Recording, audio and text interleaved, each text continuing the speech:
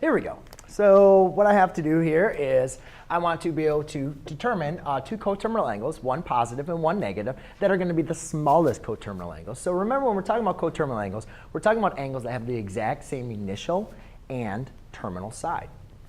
So to really kind of understand that, we need to graph 4 pi over 5. All right? And this sometimes gets a little bit confusing because we're dealing with fifths. So remember, though, if we start, here's our initial side, and I go halfway around the circle, in radians, that's terms of pi. So what I need to do is break this up into fifths. So 1, 2, 3, 4. So 1/5, 2/5, 3/5, 4/5, 5/5, right? So really, halfway around the circle is 5/5. Now, our angle, though, is only 4/5. So therefore, we have our angle here, where this is our initial side, and here is our terminal side. So I need to determine now two angles that are going to have the exact same initial and terminal side. Well, remember, angles are infinite. We can just keep on going around and around, revolution after revolution.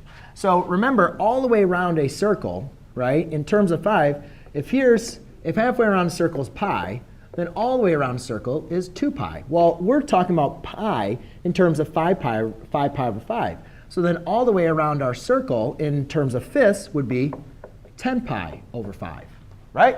You can see going around there. So if I take my angle, and if I want to find a positive angle, that means I need to continue in the positive direction.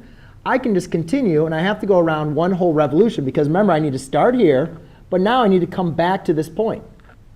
So I need to go to add my blue, which is going to be one whole revolution. So what I'll do is I'll take, if I have 4 pi over 5, I want to add a revolution, which was in the blue, which would be 10 pi over 5, right? Because you can see that blue is one whole revolution, which is 10 pi over 5. So when adding those, I get 14 pi over 5. That's going to be the smallest positive coterminal angle, because I cannot add any other measurement to this angle where it's going to end up here that's going to be smaller than 14 pi over 4. And 14 pi over 4 just initially says going all the way around and then continuing. All right? But now we also want to look into, well, what would be the negative version of this, right? Rather than always going in the positive direction, what about if I had an angle that was going in the negative direction? It still starts on our initial side, and it still ends at our terminal side. So how do we find this point?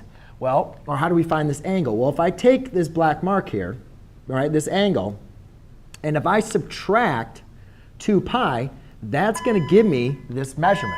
So to do that, all I'm going to do is take theta, which is 4 pi over 5. And now I'm just going to subtract 2 pi. Well, remember, we're representing 2 pi as 10 pi over 5. So therefore, my answer, when I subtract them, since they have the same denominator, is now going to be a negative 6 pi over 5.